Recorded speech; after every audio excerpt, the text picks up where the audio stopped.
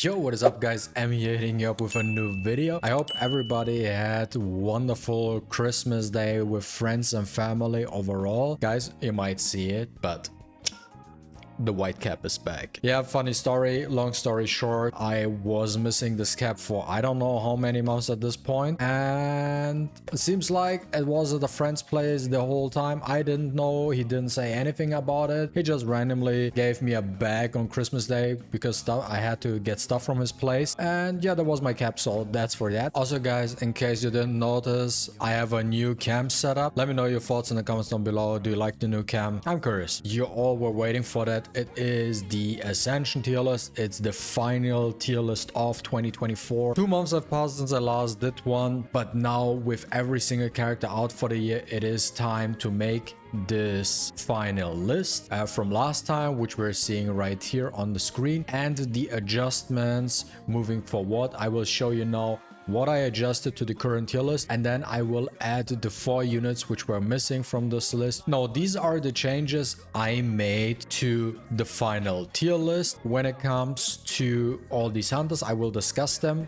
So first and foremost, Alicia, yes, finally happened. She dropped from 100 down. I had to derank her just because of the way Netmarble handles character nerfs. So what Netmarble does with their games is once a character is released, they're not doing any nerfs to characters because they can't do that because people spend money on characters and stuff like that. But what they do is they nerf the characters by nerfing the character through the content they design. And this is basically how they nerfed Alicia. A lot of freeze immunity, resistance, stuff like that. Otherwise she would still be top, but the way they design the content, it just does not help Alicia's case anymore. So I had to derank her, had to put her down to 95. She's still very OP character. Once they decide to make freeze immunity not a thing anymore, that's when she will be back popping off. Then I upgraded MaTeIRiA onto the top in the tier list as well. She got an upgrade. Last time she was below Fisher. Now she's definitely above. She's very strong. And I slightly deranked Cha.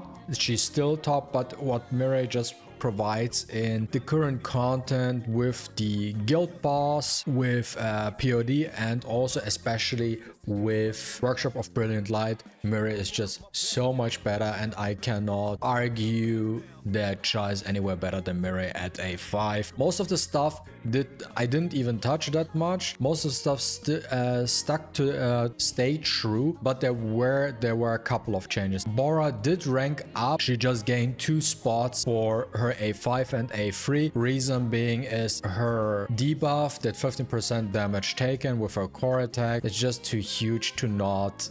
I mean, it's just simply too big. And the Charlotte, I didn't like from the last tier list. It doesn't make sense that an A1 Charlotte is above Bora.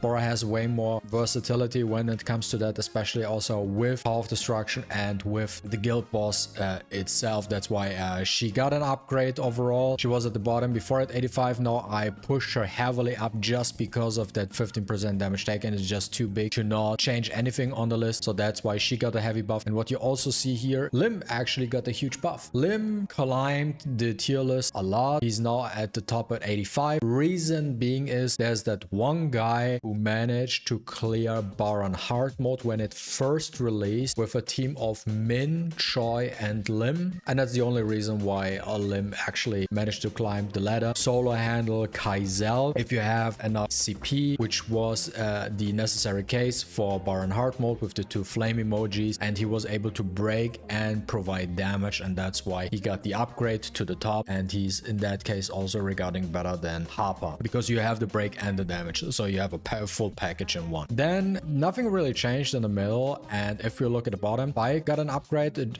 from like the lowest possible ranking up to 70, upgrade to 70, simply because Bike received a buff, and now he has that ability to permanently defense break and target by 5%, so that helped for guild boss, and that's the only reason weapon, why he got the upgrade. Really does not change anything else really from his ascension point of view. It doesn't matter if he's A5 or A0 because he has that effect from A0. So that's for that. Choi got an upgrade from 65 to 70 now because at A5 he can recover his ult a lot faster, which allows him then to proc his blessing set more often as a help for, let's say, MaTeIRiA, wherever you put him in guild boss. Does not change anything about Choi nonetheless. He still sucks, and the best thing about Choi is his weapon, because you have to think it this way. For some people who might think Choi, why is he not ranked any higher? If you could equip his weapon to any other character, even just a break character, you would do it in an instant and just replace Choi with anything else, literally anything else. The reason why we bring Choi is because of his weapon. Now also Silver main A5 got a little bit of an upgrade. He's at 70. Realistically speaking, you don't want to use Silver. Let's be honest, he still is bad. He probably needs 20 more buffs or something till he might become relevant. But if you have Charlotte, why bother with Silver? Dongsu received a downgrade. He's now banished to the Shadow Realms. There's no point of using that character. Yes, I know Simulation Gate, but they also nerfed Simulation Gate when it comes to the HP thingy. And then also the only time you can use him in Simulation Gate is when the Simulation Gate provides wind elemental weakness, and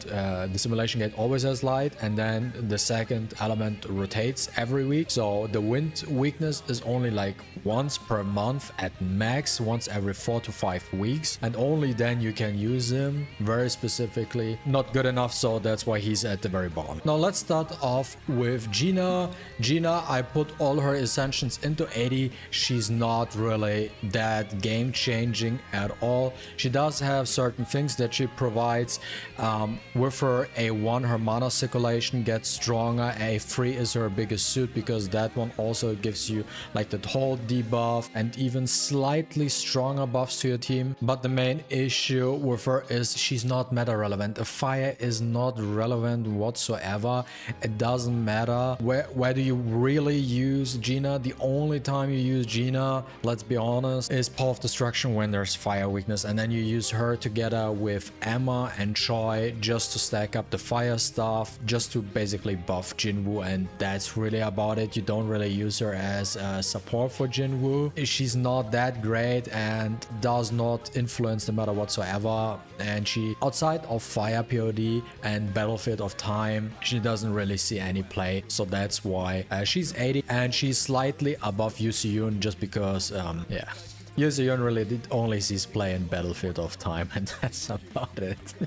Isla. Isla is an interesting one, guys. I'm not even kidding. Now, Isla at A0 is not that crazy. The cool thing about her is that she charges her power gauge extremely fast by using 3 basic attacks, and then she can use her ult every single time. But at A0, she doesn't really provide that much. She has interesting buffs where she can rotate between getting shield, a damage increase, a heal, and something along these lines, but really does not do that much at A0 for her. Starting at A1, she now becomes extremely interesting. Whatever character you have at the second slot, when she's using her basic attacks, now she actually charges the power gauge of whoever character is on the second slot, which is very powerful. Even though she does not provide the biggest buff, it is still incredibly helpful if she can provide any sort of support to your hunter at the second slot you chose. Maybe it's a second support, maybe it's a damage dealer, whatever, just to get the ult up more quick. Plus she also decreases the ult cooldown by 20 seconds. It's incredible what she already gets at A1. At A3 she gets an incredibly big jump onto the tier list overall. That puts it immediately into 95 because now her core attack horoscope is now triggering all 3 effects: the damage increase, the shield, the heal, everything at once.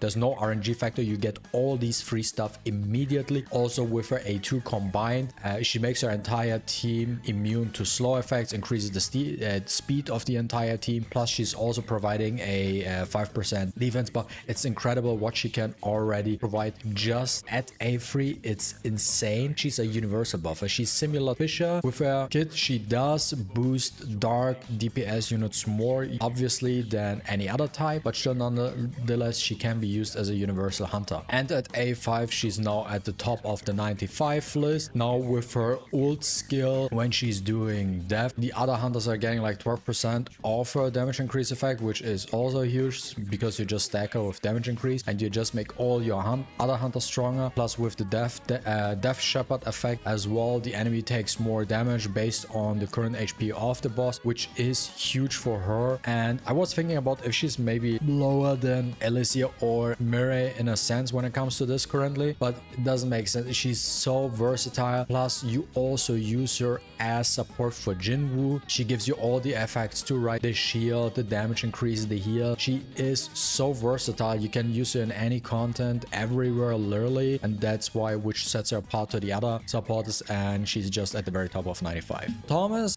out of the box is very versatile, very good. He starts off right off the bat at 85, right in the middle, which is incredibly strong for a 0 unit. I mean, everybody knows what he really does, right? No, what really changes for him is when he gets to A1, then it's already putting him at the 90 mark for me, because at A1 basically what it does, when he gets a shield, he can also trigger his overwhelming power pack, which basically just means that he can proc his old Steel Tyrant faster, because at A0 you have to use your skills, and this way you're getting the stacks, and after 5 then you can ult, so it's a lot slower. Now with the A1, with the addition of the shield, this helps him out a lot to get into his ult mode faster, where he can actually dish out his damage. Interesting thing about Thomas is that he provides so much extra damage for teamfight battles. He's very good for hunter mode only, but he is even better for teamfight battles. And then there's like a big difference when he's at A3 as well, because then with his A2 he gets additional crit rate and crit damage from his A2, plus he gets a higher chance of rocking shields with his abilities. And then at A3 with his Steel Tyrant form, if you're doing the Colossal Crush thing, he gets that shattered shield around him, which deals extra damage, which is fantastic. And now what really sets him apart is when he gets to A5.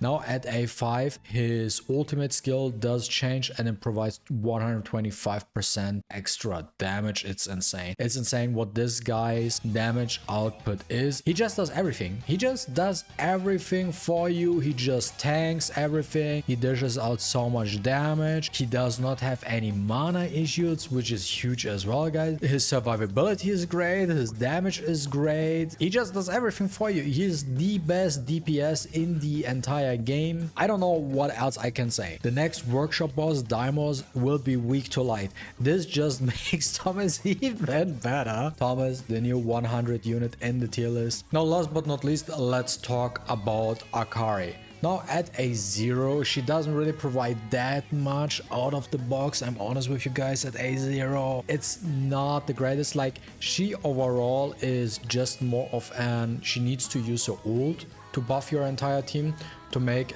your hunters stronger, and the more ascensions she gets, the better her debuffs or buffs overall become. At A1 she increases the debuff the enemy receives, also just makes her slightly faster with her power gauge gain to get to her ult a little bit faster. A3 she just gains a little bit more of the buffs, also with the shield acquisition. Just not put her out of the 85 mark in my opinion, or she's a little bit slow overall. She gets just like slight buffs with her ascension, really nothing game changing whatsoever. But what really pushes her in the tier list is her A5. I put her A5 at the very top of the 90 category. It was not enough in my opinion to get over the A5 just because of that one simple thing. Reason being is the light is currently the meta, and the meta is Thomas, and as you know, Thomas is at the very top of the tier list, and she just makes Thomas a lot stronger. She is the best support for Thomas overall. The reason why I cannot put her higher is one thing, and that's not also, by the way, the reason she's that high. Otherwise I would rank her lower than that. For the Thomas effect, so her ult gets stronger. It's now a crit rate. Her brilliance effect is now 16% crit rate, 6% damage increase, 16% HP heal. But what really puts her at the very top of the 90 is her at A5 being literally the best support for Jinwoo in the entire game. She is by far the best support character for Jinwoo in SLA. Her support skill for Jinwoo is basically her ult. At A5, that support skill is now increased to 16%. The duration of her support skill, the buff itself, it lasts for 24 seconds. 24 seconds is huge, guys. If you know, you cast a support hunter and the support hunter goes down to a cooldown of 25 seconds and you cannot manipulate the cooldown, so it sticks to 25 seconds. And her buff basically lasts as long as that cooldown. You have a permanent 16% crit rate, 60% damage increase buff, plus a heal the entire battle. So you go into a stage, you cast her immediately, and every time she gets active, you just recast her. It's a free buff. It's the strongest buff, and just because of that support skill at A5, this is what puts her, in my opinion, to the top of 90, as well as all the other stuff she does for Thomas Andre and Gogon Hee. This sums up the entire tier list, guys. Let me know your thoughts in the comments down below as well. That's the end of year 2024 tier list. We will see what the future brings, and with new content, new hunters and stuff like that. But yeah, I wanted to give you guys the full list now. If you enjoyed watching this video, don't forget to leave a like and a comment down below. I really appreciate it, and see you with the next one. Deuces.